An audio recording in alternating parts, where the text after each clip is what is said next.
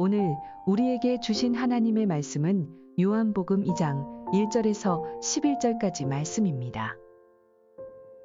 사흘째 되던 날 갈릴리 가나에 혼례가 있어 예수의 어머니도 거기 계시고 예수와 그 제자들도 혼례의 청함을 받았더니 포도주가 떨어진지라 예수의 어머니가 예수에게 이르되 저들에게 포도주가 없다 하니 예수께서 이르시되 여자여 나와 무슨 상관이 있나이까 내 때가 아직 이르지 아니하였나이다. 그의 어머니가 하인들에게 이르되 너희에게 무슨 말씀을 하시든지 그대로 하라 하니라. 거기에 유대인의 정결 예식을 따라 두세 통 드는 도랑아리 6이 놓였는지라. 예수께서 그들에게 이르시되 항아리에 물을 채우라 하신즉 아기까지 채우니 이제는 떠서 연회장에게 갖다 주라 하심에 갖다 주었더니 연회장은 물로 된 포도주를 맛보고도 어디서 났는지 알지 못하되 물 떠온 하인들은 알더라. 연회장이 신랑을 불러 말하되 사람마다 먼저 좋은 포도주를 내고 취한 후에 낮은 것을 내거늘 그대는 지금까지 좋은 포도주를 두었도다 하니라. 예수께서 이 첫 표적을 갈릴리 가나에서 행하여 그의 영광을 나타내심에 제자들이 그를 믿으니라. 그 후에 예수께서 그 어머니와 형제들과 제자들과 함께 가버나움으로 내려가셨으나 거기에 여러 날 계시지는 아니하시니라. 아멘. 오늘 본문의 가나의 혼인잔치는 예수님의 첫 번째 표적을 행하신 곳입니다. 예수님의 사역의 시작점이라고도 생각할 수 있겠죠. 그런데 그 가나의 혼례잔치집에 심각한 문제가 벌어집니다. 심각한 문제라고 하니까 사람이 죽었는가 이렇게 생각할 수도 있겠지만 심각한 문제는 포도주가 떨어졌다라는 것입니다. 자, 포도주가 떨어지면 다른 것으로 대처하면 되죠. 우리나라로 말하면 매실로 대처를 한다든지 또 뭐가 있을까요? 여러 음료들로 대처하면 될 것 같은데 굉장히 심각한 문제처럼 긴박하게 움직이는 것들을 볼 수가 있습니다. 왜 포도주가 떨어진 것이 굉장히 심각한 문제인가? 이스라엘 백성이 포도주를 어떻게 생각하는지를 보면 우리가 알 수가 있어요. 시편 105편 15절 말씀을 보면 시인은 이렇게 얘기합니다. 사람의 마음을 기쁘게 하는 포도주는 이라고 이야기하죠. 포도주는 사람의 마음을 기쁘게 한다. 그렇다면 결혼식에서 포도주의 역할은요, 무엇일까요? 기쁨을 상징하는 것입니다. 이 결혼의 기쁨을.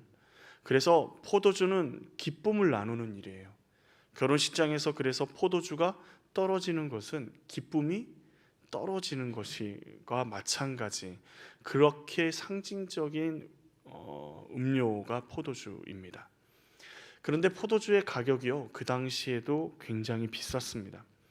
부담스러울 정도로 가격이 비쌌지만 혼례잔치에, 일주일 동안 치러지는 혼례잔치에 꼭 있어야 하기에 결혼식을 위해서 아무리 가난한 사람들도요, 저축하고 또 저축해서 포도주를요 넉넉하게 준비합니다.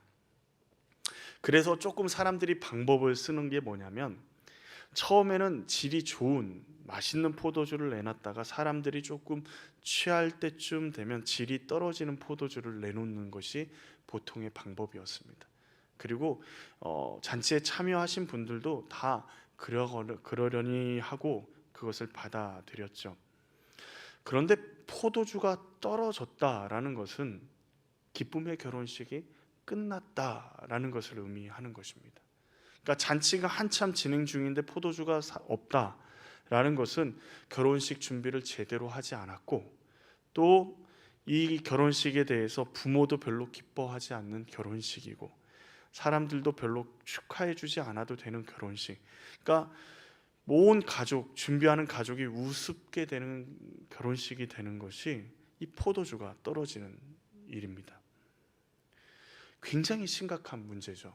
그러니까 하나의 일생일 때 한 번 있는 결혼식이 완전히 망가져 버리는 일이 돼버리는 것이죠. 그런데 포도주가 떨어진 이 혼례 잔치집에 누가 초대받아서 오셨습니까? 예수님이 오셨어요. 예수님은 이 문제를 해결하실 수 있을까요? 없을까요? 예수님은 이 문제를 능히 해결하시고도 남으시죠. 그런데 문제가 있어요. 혼인잔치집의 사람들은요, 예수님이 이 문제를 해결할 만한 분이신지 모른다라는 것입니다. 그저 예수님이 계시지만 발만 동동 그르며 포도주를 어디서 구할 수 있을까, 이 집 저 집 찾아다니고 있었을지 모릅니다. 어떻게 해야 될지, 그 많은 포도주를 어떻게 감당해야 될지를 전전긍긍하며 염려하죠. 그런데 가나의 혼인잔치집에 예수님을 잘 아는 사람이 한 명 있었어요. 누구죠? 1절 말씀에 보면 그 사람이 나옵니다. 같이 읽겠습니다. 시작.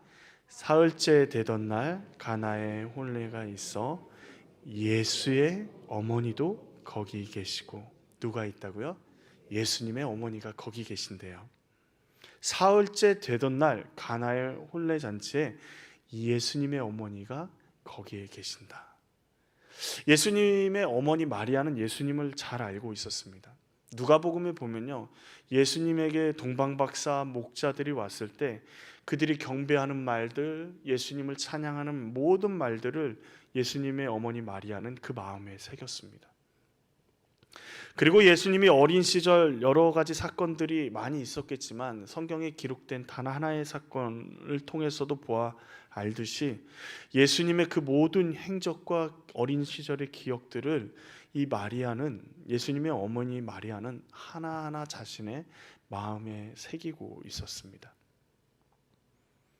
그리고 마리아는 혼인잔치집에 포도주가 떨어졌다라는 사실도 알고 있었습니다. 이거는 혼인잔치집에서 극비니까 마리아도 지금 이 혼인잔치집의 친척이지 않았을까라는 생각도 해볼 수 있죠. 그러면 그 위기 상황 가운데 어떻게 해야 될까요? 예수님을 찾아서 예수님에게 얘기합니다. 포도주가 떨어졌단다라는 이야기를 하죠. 우리의 위기 상황 가운데, 다른 사람의 위기 상황 가운데 우리가 거기 있다면 우리는 어떻게 해야 될까요? 여러분 한번 생각해 보시죠. 마리아는 잔치집에 있습니다. 예수님을 잘 아는 마리아는 잔치집에 있어요. 그런데 잔치집에 위기가 닥쳤습니다. 그리고 그 문제를 해결하실 수 있는 예수님이 계셔요. 여러분이 마리아라면 어떻게 하시겠습니까? 당연히 예수님 앞에, 예수님께 그 문제를 말씀드리겠죠. 우리의 문제 앞에서도 예수님을 찾아야 합니다. 우리의 문제의 해결자시는 예수님을 우리가 알고 있게 예수님을 찾는 것은 너무도 자연스러운 일이죠. 그런데 많은 사람들이 그렇게 하지 못해요. 예수님을 잊었거나 예수님이 그 문제 해결하실 수 있는 능력이 없다고 생각하는 경우들이 많이 있기 때문입니다. 지금 우리가 혼인잔치집은 아니지만 우리가 어디 있죠? 이 순천 땅 안에 살아가고 있습니다. 우리가 이곳 가운데 있는 이유가 뭘까요? 그런 생각 해보지 않으셨습니까? 왜 서울에 살지 않고 순천에 살고 있을까? 왜 미국 뉴욕에 살지 않고 이 순천 땅 안에 살고 있을까? 왜 하나님은 여기에 머물게 하시는 걸까? 만약에 혼인잔치집에 마리아가 없었다면 어떻게 됐을까요? 예수님의 능력이 있음에도 불구하고 누구도 예수님 앞에 구하지 못했을 겁니다. 그러면 문제는 점점 커지고 상황은 점점 절망이 되고 이 혼인잔치의 주체자들은, 신랑 신부는 최악의 결혼식을 자신의 일생에 한 번뿐인 결혼식에서 경험하게 되었을 것입니다. 그런데 마리아가 거기 있어서 예수님을 찾은 것이죠. 우리는 어떻습니까? 예수 그리스도를 구주로 영접하고 구원받게 하신 하나님께서 우리를 이 순천이라는 곳, 이곳에서 복음사랑교회라는 공동체 안에 살아가게 하신 이유 무엇일까요? 이 땅 가운데 일어나는 여러 가지 많은 문제들이 있죠. 아픔들도 있고 어려움도 있고 우리의 가정에 일어나는 어려움들, 아픔도 있습니다. 또 여러 가지 문제들이 우리의 삶 가운데 펼쳐질 때 우리와 상관없는 일이라고, 우리와 관계없는 일이라고 그것을 멀리하기를 주님은 원하시지 않으십니다. 이 순천 땅 안에 여러 가지 아픔들이 벌어질 수 있죠. 갈등과 여러 가지 문제들이 우리의 가정 가운데도 그렇습니다. 우리의 직장 가운데도 그렇습니다. 그때 주님은 우리가 어떻게 하길 원하실까요? 마리아처럼 문제의 해결자이신 예수님께 나아가기를 원하시는 겁니다. 우리를 통해서 주님의 이 땅 가운데 문제를 해결하길 원하시는 것입니다.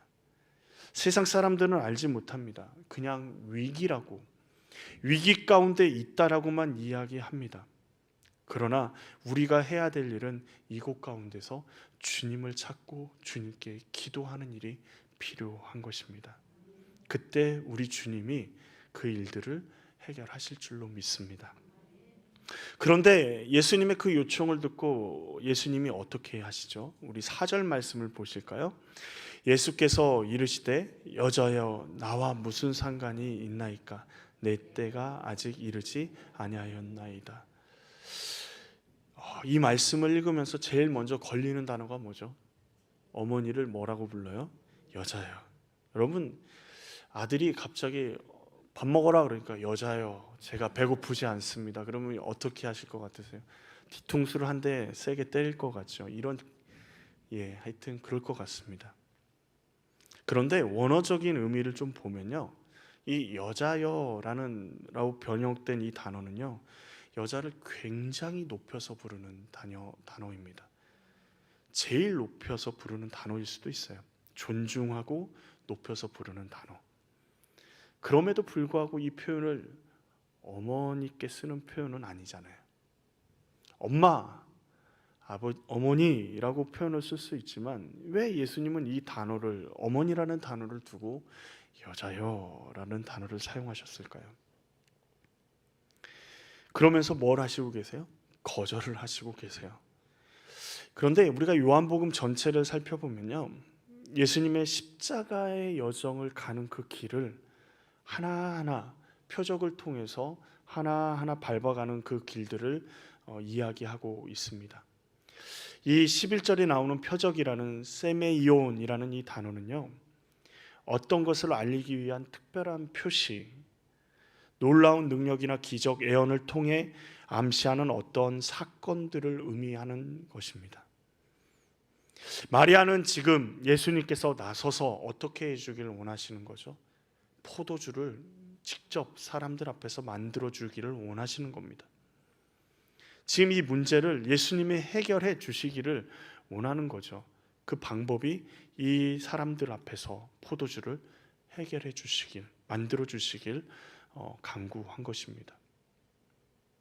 우리도 예수님 앞에 우리의 문제를 기도할 때 어떻게 하죠? 내 방법대로, 내가 생각하는 생각대로 해결해 주시길 원합니다. 그런데 예수님이 그때 뭐라고 말씀하시죠? 내 때가 아직 아닙니다 라고 얘기하는 것이죠. 그 때가 언제죠? 예수님의 십자가의 사건입니다. 예수님은 보이는 문제보다 뭐에 더 집중하시면서 어머니께 말씀드리는 거죠? 하나님의 뜻과 시간 그리고 계획에 집중하시면서 말씀하고 계시는 겁니다. 그러므로 마리아에게 여자여 극존칭을 쓰시면서 아직 자신의 때가 이르지 않았음을 이야기하는 것이죠. 자신의 사역, 십자가의 길은 누구의 조언도, 누구의 말에 의해서 이루어지는 것이 아니라 하나님의 뜻과 계획에 의해서 십자가의 길을 걸어가고 계심을 말씀하고 계시는 겁니다. 어머님이 어떻게 얘기해도 나는 내 하나님이 말씀하시는 그 뜻대로 한 걸음 한 걸음 십자가를 향해서 걸어가겠다라고 말씀하시는 것이죠. 어머니의 기대대로 자신을 드러내지 않을 것을 말씀하십니다. 그런데 놀랍게도요, 마리아는요 이런 경험이 많았던 것 같아요. 어떻게 하죠? 5절에 하인들에게 명령합니다.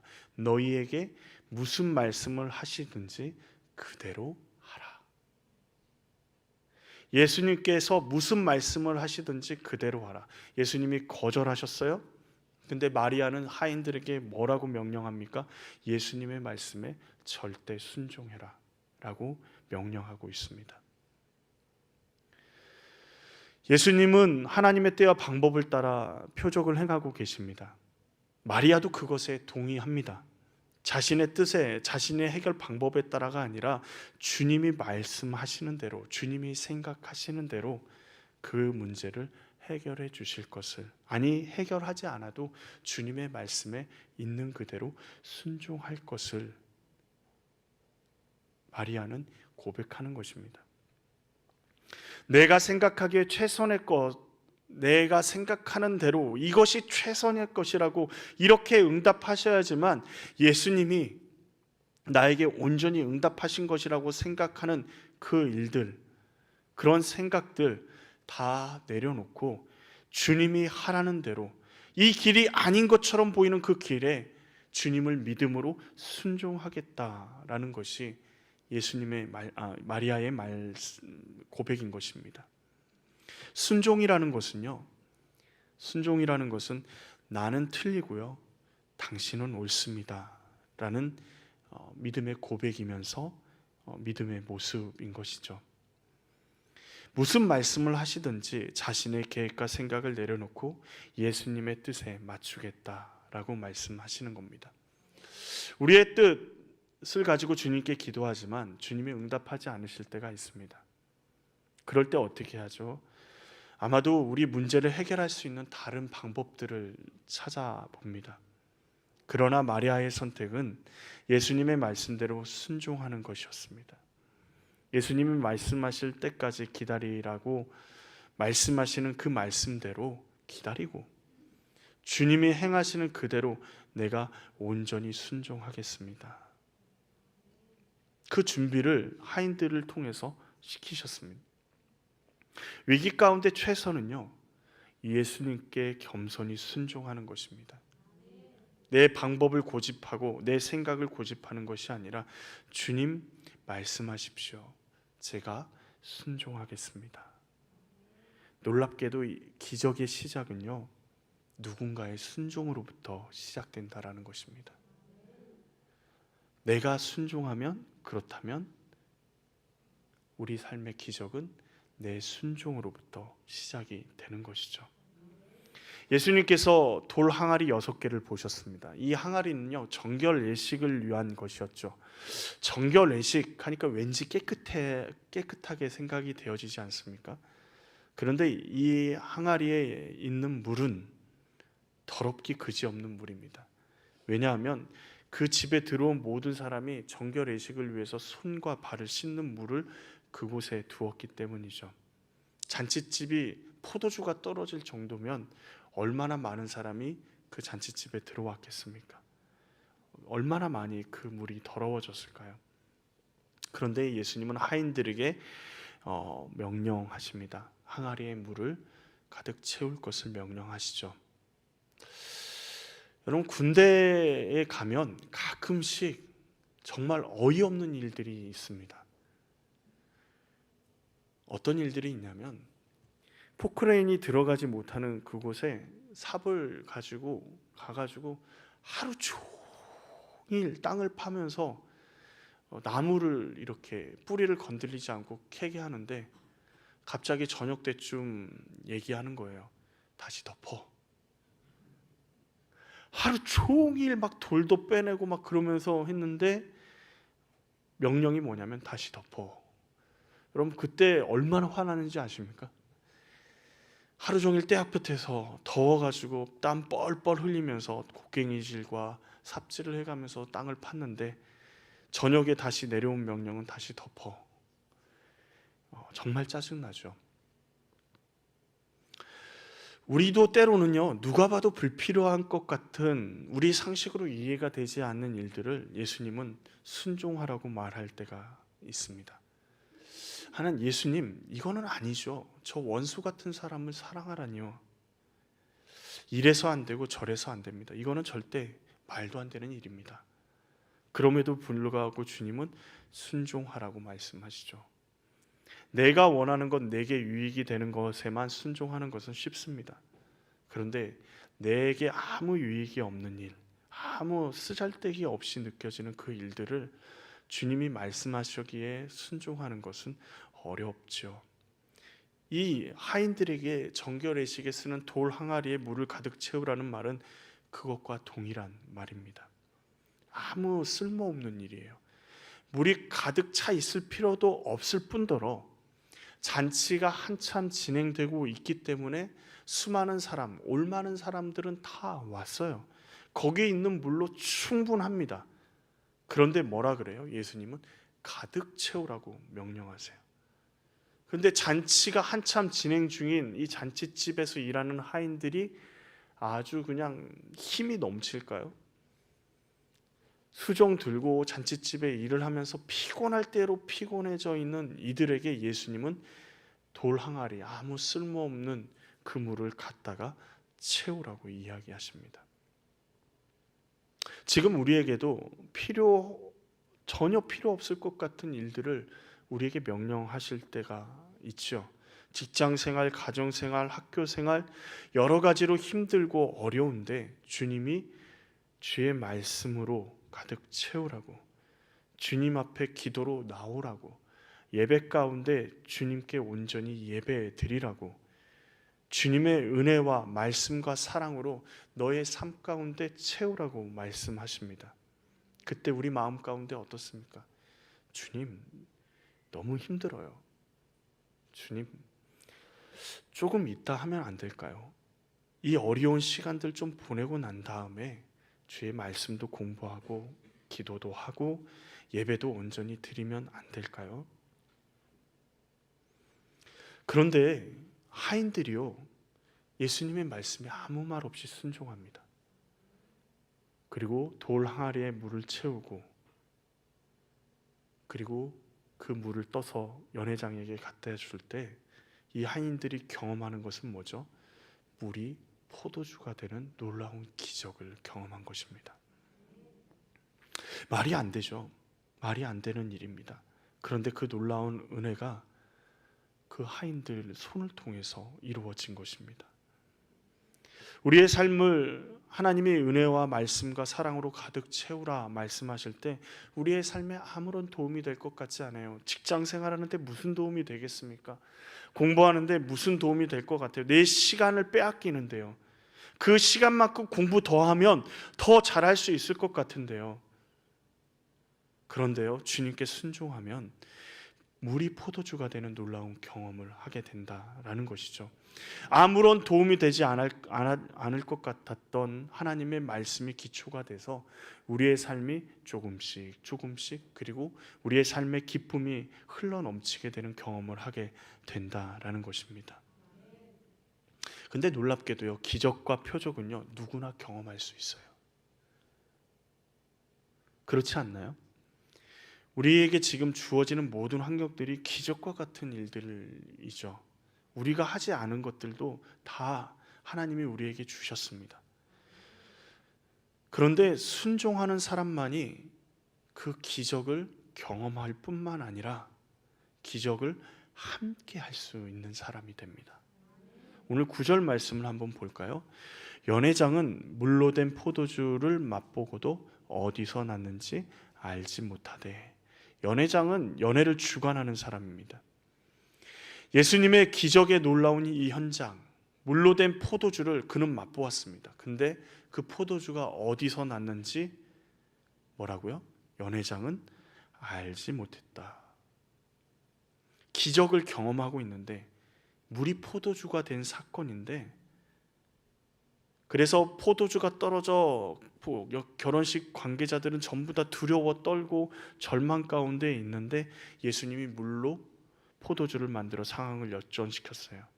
근데 그 포도주를 물이 포도주로 변한 그 포도주를 마시고 연회장은 그것이 맛있다라는 건 알았지만, 그리고 그 포도주를 마셨지만, 그 기적을 직접 제일 먼저 마셨지만 그 기적이 어디서부터인지 알지 못했다라는 것입니다. 그런데 누구는 알고 있었어요? 물떠온 하인들은 알았다라는 것입니다. 예수님의 말씀에 피곤하지만 순종했던 하인들은 그 기적이 어디서부터인지, 그 포도주의 출처가 누구로부터인지 알고 있다라는 것입니다. 오늘 본문에서 가장 은혜를 누리고 감격한 사람은 누구였을까요? 연회장이었을까요? 포도주가 떨어져 가는데 갑자기 어디서 포도주가 생겨난 것에 기뻐했던 신랑 신부였을까요? 제가 보기에는요, 하인들이었을 겁니다. 연회장의 반응을 보면서 에휴, 물 떠다 주면서 연회장이 마시는 데까지 맹물 마시는 거지 뭐, 더러운 물 마시는 거지 뭐, 이런 생각을 하고 있던 하인들이 연회장이 정말 맛있는 포도주라고 이야기하는 순간 하인들이 가장 먼저 깜짝 놀랐을 겁니다. 자신이 말도 안 되는 이야기에 순종한 결과가 무엇이 됐어요? 물이 포도주가 되는 기적이 되었던 것이죠. 지금 이 하인들은 포도주를 마셨습니까? 안 마셨습니까? 맛보지 못했어요. 이들은 연회장에게 떠다 줘서 연회장이 마시고 나서 포도주가 되었다라는 사실을 깨닫게 된 것이죠. 그런데 예수님의 명령한 하인들만이 이 포도주의 비밀을 알고 있습니다. 이 말씀을 준비하면서 저는 저에게 물어봤습니다. 너는 기적을 맛보는 사람이 될래? 아니면 기적을 준비하는 사람이 될래? 여러분은 어떤 자리에 계시고 싶으십니까? 기적을 맛보면서 그것이 기적인지조차도 모르고 자신의 필요가 채워졌음에 만족해하고 기뻐하는 것으로 그치는 연회장과 같은 사람이 되기를 원하십니까? 아니면 그 포도주를 직접 맛보지는 못했지만 예수님의 말씀에 순종해서 물이 포도주가 되는 놀라운 기적을 함께했던 하인들이 되기를 원하십니까? 하인이라고 이야기하시겠죠. 그런데 대부분의 사람들은요, 기적을 맛보기를 원합니다. 열매를 맛보기를 원해요. 기적과 같이 병이 낫기를 원하고, 기적과 같이 내 문제가 해결되기를 원하고, 기적과 같이 내가 기적의 주인공이 되기를 원합니다. 연회장처럼 누가 그 기적을 행했는지 알지 못해도요, 내 삶 가운데 기적이 일어나는 것 하나만으로 만족하는 것이죠. 자신이 마신 포도주가 물이었다라는 것도 모르고 포도주가 어디서 온지도 모릅니다. 그렇게 지나가도 괜찮습니다. 왜냐하면 내 삶에는 이미 기적이 이루어졌기 때문이죠. 우리가 누리는 많은 것들이 이렇게 우리의 삶 가운데서 스쳐 지나갑니다. 하나님이 주신 은혜를 마시면서도 그것이 은혜인지 모르고, 하나님이 주신 사랑이 한없음에도 불구하고 그것이 사랑인지 모르고 그저 스쳐 지나가는 것들이 얼마나 많은지 모릅니다. 그래서 그것에 대해서 감사하지 못하는 것이죠. 우리가 가장 큰 열매를 누리고 있다는 사실을 알고 계십니까? 예수 그리스도의 십자가의 사랑과 부활은 하나님이 주실 수 있는 전부를 우리에게 주신 것입니다. 하나님의 가장 큰 선물이고 가장 큰 기적입니다. 그런데 예수님을 믿고 구주로 영접하고 내가 구원받았다라는 것에 끝나고 있지는 않습니까? 왜 우리가 사순절을 보내고요, 고난주간을 보내면서 주의 말씀을 묵상하고 예수님의 고난을 묵상하겠습니까? 주님의 은혜가 얼마나 큰지, 그 주님의 은혜가 아니면 내가 어떻게 돼야 마땅한 사람인지를 우리는 예수님의 십자가를 통해서, 예수님의 고난을 통해서 보고 깨닫게 되는 것입니다. 그 은혜를 누구 손에 맡겨 주셨습니까? 우리의 손에 맡겨 주셨습니다. 우리가 열심히 주님의 은혜와 부활을 깨닫지 못하고 열심히 살고 그 은혜를 누리며 살아가는 것, 그것도 너무도 중요한 일이지만 주님의 은혜를 알고 살아갈 때 하인의 자리에서 정말 주님의 은혜를 알고 그 주님의 은혜, 주님의 그 말씀에 순종하며 살아갈 때 우리 생각으로는 피곤하고 상식으로는 말이 안 되는 일인 것 같이 보이지만 예수님의 말씀에 순종하고 땀을 흘리고 애를 써 주의 말씀에 순종할 때 그 기적을 많은 사람들이 누릴 수 있음에 감사할 수 있는 자리에 나아갈 수 있게 되는 것입니다. 하인들은요, 이 잔치집에서 많은 사람들이 기적을 보는 것, 기적을 누리는 것을 보면서 절망이 기쁨으로 바뀌는 것을 보면서 하나님이 자신을 도구로 사용하셨음에 감사할 수 있게 되는 것입니다. 더 놀라운 것은 자신의 손으로 하나님의 역사가 이루어졌다라는 것을 보게 되는 것이죠. 우리는 예수님의 말씀에 순종함으로 많은 사람들이 우리를 통해서 하나님의 은혜를 누리게 하는 사람이 되어야 합니다. 어떤 사람이 우리에게 찾아왔어요. 힘들고 어렵다라는 마음을 내려놓습니다. 그가 우리에게 기도해달라고 부탁하지도 않았어요. 그런데 우리는 우리가 그의 아픔을 알았기에 마리아처럼 예수님 앞에 그의 아픔을 가지고 나아갈 수 있어야 합니다. 그리고 그가 그 문제가 해결되며 기쁨을 누리고 있을 때 우리는 조용히 하나님께 감사의 기도를 드릴 수 있어야 하는 것이죠. 하인들처럼 말씀에 순종함으로 우리 주변의 많은 사람들이 우리를 통해서 예수 그리스도의 살아계심을 경험하고 주님이 하나님의 아들이심을 경험하는 하나님의 표적으로서의 삶을 살아갈 수 있기를 원합니다. 예수님의 사역에 참여하며 함께할 수 있다는 것이 우리의 기쁨이 될 줄로 믿습니다. 오늘 우리는 여기에 있습니다. 문제 앞에서 누구도 이 문제가 어떻게 해결될지 모를 것 같은 그 문제 앞에서 전전긍긍하는 사람들 사이에 서 있습니다. 주님이 우리를 부르셨고 이 자리에 서 있게 하셨고 이 문제 가운데 주님 앞에 이 문제를 가지고 온전히 순종하며 나아가기를 우리 예수님은 원하십니다. 순종의 사람으로 주님 앞에 나아갈 때 주님께서 놀랍게 우리의 삶에 역사하실 줄 믿습니다. 그리고 우리의 손을 통해, 우리의 기도를 통해, 우리의 섬김을 통해, 우리의 순종을 통해 하나님의 놀라운 표적이 우리의 삶 가운데 드러나게 될 줄로 믿습니다. 그래서 우리의 삶에 우리 주변의 많은 사람이 기쁨에 감격해하며 하나님께 영광 돌릴 수 있는 귀한 우리의 삶 되기를 간절히 원합니다. 기도하시겠습니다. 은혜가 풍성하신 하나님 아버지, 사순절을 지내며 우리가 주님 앞에 순종의 삶, 그리고 주님의 말씀에 겸손히 엎드리는 삶을 살아가기로 다시 한번 다짐합니다. 주님이 우리에게 모든 것을 주시고 모든 은혜를 주시고 우리가 당해야 될 십자가의 고난을 당하셨고 그리고 우리를 위해서 다시 살아나신 그 주님 앞에 우리가 다시 한번 나아갑니다. 주님이 우리를 여기에서 부르셨고 이 순천 땅 가운데, 우리 가정 가운데, 우리의 직장 가운데, 우리의 삶 가운데 지금 여기서 우리를 부르셨다라는 그 사실에 온전히 사명을 감당할 수 있는 자리로 나아갈 수 있게 하여 주시옵소서. 우리의 뜻과 계획을 주님 앞에 내려놓고 주님께 순종함으로 주님 앞에 나아가 주님이 주시는 놀라운 은혜를 우리의 손으로 함께 이루어 드릴 수 있는 삶 살아가게 하여 주시옵소서. 예수님의 이름으로 기도합니다. 아멘.